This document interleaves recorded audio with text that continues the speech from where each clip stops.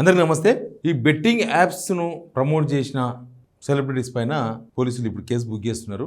మంచి పరిణామమే. కానీ అసలు జరిగింది ఏంది, జరుగుతున్నది ఏంది, వ్యవస్థ చేస్తున్నది ఏంది? సజ్జనార్ గారు ఇంట్రెస్ట్ చూపిస్తున్నారనో, నా అన్వేషణ అనే ఒక పర్సన్ అరుస్తున్నాడనో కాదు. ఇక్కడ చాలా భావోద్వేగంతో కూడుకున్న వ్యవహారం ఇది. కుటుంబాలు రోడ్డున పడ్డాయి, ఆత్మహత్యలు చేసుకున్నారు. అసలు చాలా జరిగింది. మరి ఎందుకు మాట్లాడలేదు ఇన్ని రోజులు? ఎందుకు ఎవరు పట్టించుకోలేదు? ప్రభుత్వం ఏం చేస్తుంది? ఉక్కుపాదం మోపుతాం, తొక్కిపట్టి నారాధిస్తాం, లాగుల తొండలెక్కిస్తాం, ఇట్లాంటి మాట్లాడిన వాళ్ళు ఇప్పటిదాకా ఇట్లాంటి వాళ్ళని ఎందుకు ఇట్లాంటి వాళ్ళని అంటే వీళ్ళని కాదు, ఈ ప్రమోషన్ చేసిన వాళ్ళని కాదు.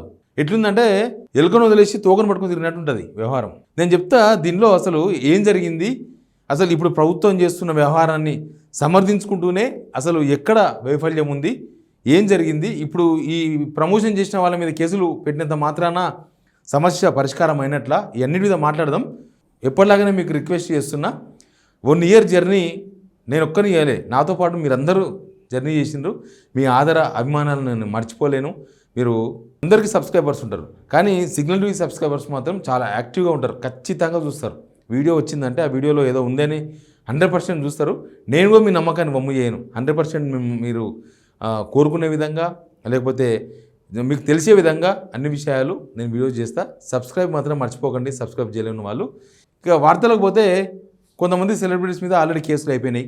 లాస్ట్ 1 week నుంచి మనం చూస్తూ ఉన్నాం, హడావిడితో చూస్తూ ఉన్నాం. సజ్జనార్ గారు అన్ని టీవీ ఛానళ్ళకి ఇంటర్వ్యూలు ఇస్తూ ఉన్నారు. నా అన్వేషణ ఎక్కడి నుంచో వీడియోలు రిలీజ్ చేస్తూ ఉన్నాడు.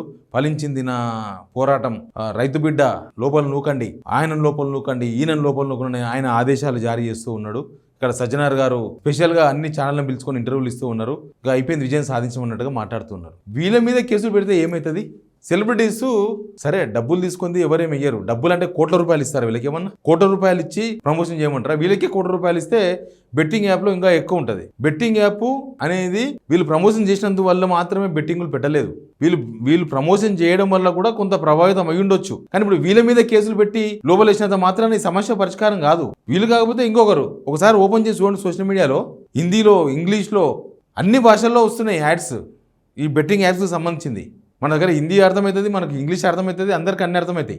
అసలు బెట్టింగ్ యాప్స్ని ఎందుకు బ్లాక్ చేయకూడదు? అసలు అవి ఎక్కడి నుంచి వస్తున్నాయి? ఆ బెట్టింగ్ యాప్స్ అనేది ఎక్కడి నుంచి నడుస్తున్నాయి? ఇంత పెద్ద టెక్నాలజీ, మొత్తం ఆర్టిఫిషియల్ ఇంటెలిజెన్స్కి మన తెలంగాణనే అడ్డా అని చెప్పి మాట్లాడుతున్నారు రోజు మనోళ్ళు. నెంబర్ 1 రైజింగ్ అంటున్నారు, కానీ ఆత్మహత్యలు జరుగుతున్నాయి మొత్తం ఇట్లాంటి బెట్టింగ్ యాప్స్ వల్ల. సర్వనాశనం అయిపోయినాయి కుటుంబాలు. అసలు మూలాలు కదా కనిపెట్టాల్సింది. మూలాలు ఉత్తగా ఈ యాంకర్ల మీద కేసులు పెట్టేసి ఇక అయిపోయిందని జబ్బలు కొట్టుకొని ఇంటర్వ్యూలు ఇచ్చుకున్నంత మాత్రాన ఫలించదు వ్యవహారం. అసలు ఇక్కడ దాకా రానే వద్దు. ఇవి నిషేధిత యాప్స్ కదా మన దగ్గర తెలంగాణలో ప్లస్ ఇండియాలో. అసలు ఈ ఆన్లైన్ బెట్టింగులే మన దగ్గర నిషేధం. ఆన్లైన్ అనేది ఇంకా నిషేధం. బెట్టింగులు నిషేధం. మన చట్టం ప్రకారం భారతదేశంలో బెట్టింగులు నడవకూడదు. మనం ఏపీలో కోళ్ళ పోటీలు జరిగితే చప్పట్లు కొడుతున్నాం, అది కూడా ప్రభుత్వం చూస్తూ ఊరుకుంటున్నది. అసలు అట్లాంటివి కూడా జరుగుతుంది. అది బెట్టింగ్ అనేదే, జూదం అనేదే మన దగ్గర నడవదు. తెలంగాణలో అయితే జూదం అనేది బ్యాన్ ఉండే, మళ్ళీ ఈ మధ్యాహ్నం ఓపెన్ చేసినామో తెలియదు. ఈ మధ్య మళ్ళీ అక్కడక్కడ పేకాడ బ్యాచ్లు నడుస్తున్నాయి. మరి ఏమవుతుందో తెలియదు. అంతకుముందు అయితే మొత్తం ఎత్తేసినారు. దానివల్ల కూడా ఫ్యామిలీస్ నాశనం అని. అది నాశనం కదా? పత్తాలాట ఆడితే మంచిదా? పత్తాలాటలాడి ఎంతమంది చచ్చిపోయారు, ఎన్ని కుటుంబాలు నాశనమైనాయి. ఇక కూడా ఆన్లైన్లో పత్తాలు పడతారు చాలామంది. అసలు ఆ కంట్రోలింగ్ ఎందుకు లేదు? కంట్రోలింగ్ ఎందుకు రాదు? గవర్నమెంట్ వ్యవస్థ ఎందుకు ఆ వ్యవస్థను కంట్రోల్ చేయలేకపోతుంది? అందుకే అంటున్నా, వీళ్ళ మీద కేసులు పెడితే ఏమొస్తుంది? అసలు ఎక్కడ నడుస్తుంది, ఎక్కడి నుంచి నడుస్తున్నాయి, అసలు ఎక్కడి నుంచి మోసాలన్నీ జరుగుతున్నాయి, అసలు వాటిని ఎందుకు బ్యాన్ చేయకూడదు? టిక్-టాక్ బ్యాన్ అయిపోయింది కదా, ఇట్లాంటివి ఎందుకు బ్యాన్ కావు? అసలు ఎక్కడ నడపాలి? అన్ని రాష్ట్ర ప్రభుత్వాలు కలిసి సెంట్రల్ గవర్నమెంట్ అడగాలనా, లేకపోతే రాష్ట్ర ప్రభుత్వాలే నిర్ణయం తీసుకునే అవకాశం ఉందా? తెలంగాణలో ఇది యాప్స్ మా దగ్గర, అసలు బెట్టింగ్సే మా దగ్గర బ్యాన్ చేసినాం కాబట్టి ఆన్లైన్ బెట్టింగ్ నడవకూడదని ఏమన్నా ప్రభుత్వం ప్రయత్నం చేసిందా? ఇవన్నీ ఎట్లుంటాయంటే సినిమా వల్ల డ్రగ్స్ కేసు లాగా ఉంటుంది. ఆ డ్రగ్స్ కేసులో 4 రోజులు హడావిడి, అందరూ వస్తారు. చార్మి వస్తుంది, ఇంకోరు వస్తారు, పూరి జగన్నాథ్ వస్తాడు, రవితేజ వస్తాడు, అందరూ వస్తారు. ఏమైంది? అసలు డ్రగ్స్ సప్లై చేసామని కదా మీరు పట్టుకోవాల్సింది. డ్రగ్స్ ఎక్కడైతే సప్లై అవుతుందో వాడిని అసలు తెలంగాణకు డ్రగ్స్ ఎక్కడి నుంచి ఎంటర్ అవుతున్నాయో వాడిని కదా మీరు పట్టుకోవాల్సింది. ఎట్లా ఉంది తెలుసా ఇది? ఇప్పుడు వీళ్ళ మీద కేసులు పెట్టుడు, లేకపోతే ఆ డ్రగ్స్ కేసులో సినిమా వాళ్ళను పట్టుకొచ్చి ఇక అయిపోయింది, డ్రగ్స్ మొత్తం నిషేధించినాం, ఉక్కుపాదం మోపినం, రేవంత్ అన్న కళ్ళు ఎర్రగా చేసిండు. ఇవన్నీ ఎట్లుంటాయి తెలుసా?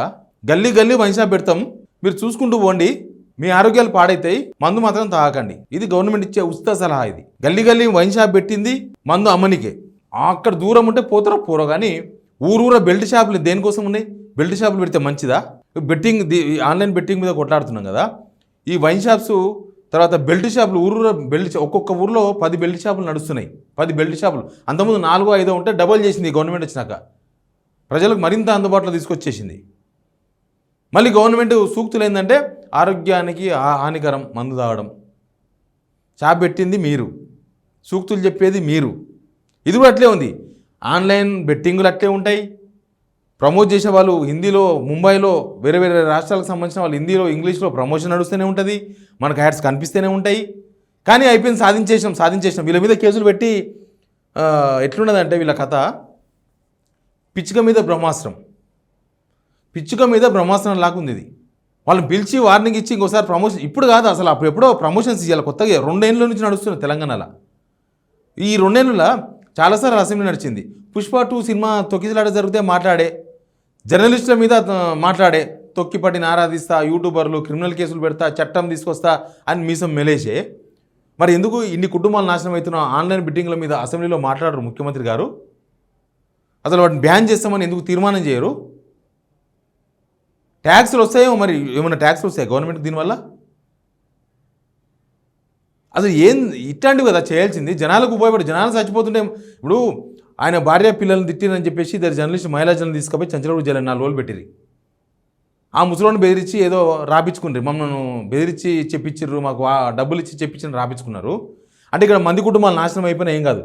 మంది కుటుంబాలలో చిన్న చిన్న పిల్లలు, తర్వాత యువకులు, మహిళలు వాళ్ళంతా నాశనం అయిపోయి కుటుంబాలు నాశనం, ఆత్మహత్యలు చేసుకున్నా మీకేం పట్టదు.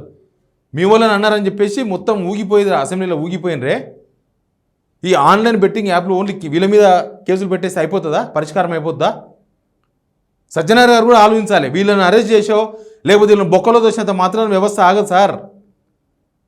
ఏదో ప్రచారం కోసమో మనం ఏదో సమాజానికి మేలు చేస్తున్నట్లునో బిల్డప్ చేయాల్సిన అవసరం లేదు.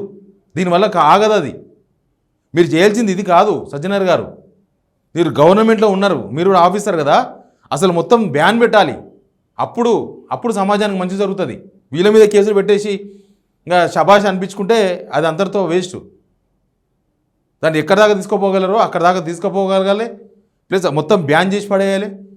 పిచ్చుకల మీద బ్రహ్మాస్త్రాలు వేసి మనం మగధీరలం అనిపించుకోవడం కరెక్ట్ కాదు. బట్ అలా అవేర్నెస్ తేవాలి ముందు జనాల్లో. ఈ ఆన్లైన్ బెట్టింగ్ల వల్ల ఎట్లాంటి నష్టం జరుగుతుంది, ఏం జరుగుతుంది అనేది ఒక అవేర్నెస్ కూడా తేవాలి. అది కదా జరగాల్సింది. సినిమా థియేటర్లో యాడ్స్ చేయించండి, బస్సులు ఆర్టీసీ బస్సులో పెట్టించండి. మీరు ఎట్లా ఆర్టీసీ కమిషనర్గా ఉన్నారు కదా, ఎండీగా ఉన్నారు కదా, అది చేయించండి ముందు. జనాలను చైతన్యపరచాలి. సేమ్ టైం బ్యాన్ చేయాలి. అసలు కనబడొద్దు మన దగ్గర. మొత్తం అట్లే కనిపిస్తున్నాయి. వీళ్ళు నిర్వహిస్తున్నారా ఆన్లైన్ బెట్టింగ్ యాప్స్? ఇక్కడ కనిపిస్తున్న వీళ్ళు ఎవరైనా నిర్వహిస్తున్నారా? వీళ్ళు నిర్వహిస్తలేరు, డబ్బులు తీసుకొని చెప్పిండ్రు. చాలా ఉంటాయి, మనం చూడలేదా? యాంకర్ సుమ కూడా అప్పట్లో రియల్ ఎస్టేట్ కంపెనీకి ఆమె ప్రమోట్ చేసింది. తీరా చూస్తే ఆ రియల్ ఎస్టేట్ కంపెనీ ఎత్తేసింది మొత్తం. వీళ్ళు కూడా జాగ్రత్తగా ఉండాలి. వీళ్ళు కూడా పైసలకు ఆశపడి ఏంటంటే అవి ప్రచారం చేయకూడదు. ఎందుకంటే మీ ఎఫెక్ట్ ఉంటుంది సమాజంలో. మీరు బాగానే ఉంటారు డబ్బులు తీసుకొని, జనం పాడవుతారు, జనం నాశనం అవుతారు. కొంచెమన్నా జనం వల్లనే మీరు యాక్టర్స్ అయినరు, జనం వల్లనే మీరు స్టార్స్ అయినరు, జనం వల్లనే మీరు సెలబ్రిటీస్ అయినరు. జనం పాడయ్యే యాడ్స్, జనం పాడయ్యే ఇట్లాంటి ప్రమోషన్స్ చేయకపోతే ఏమవుతుంది? ఆ జనం మిమ్మల్ని లేవట్టినందుకే కదా మీకు డబ్బులు వస్తున్నాయి. రకరకాల ప్రోగ్రామ్ చేసుకుంటున్నారు. మళ్ళీ ఆ జనాన్ని నాశనం చేసే ప్లాన్లో మీరెందుకు భాగస్వామ్యం కావాలి? సెలబ్రిటీస్ కూడా తప్పు ఉంది దీనిలో, కాదనలేం. కానీ ఈ పిచ్చుకల మీద బ్రహ్మాస్త్రం వేసినంత మాత్రం అయిపోదు. బ్రహ్మాస్త్రం వేల్చింది వేరే దగ్గర, అది గమనించాలి. అసలు మొత్తం ఆన్లైన్లో కూడా మనకు కనబడొద్దు, మన దగ్గర ఓపెన్ కావద్దు. యాడ్స్ మాత్రమే కాదు, అసలు యాప్సే ఓపెన్ కావద్దు. ఎట్లయితే ప్లే స్టోర్లోకి వెళ్ళి టిక్ టాక్ ఎగిరిపోయిందో అట్లా రావద్దు మన దగ్గర కూడా.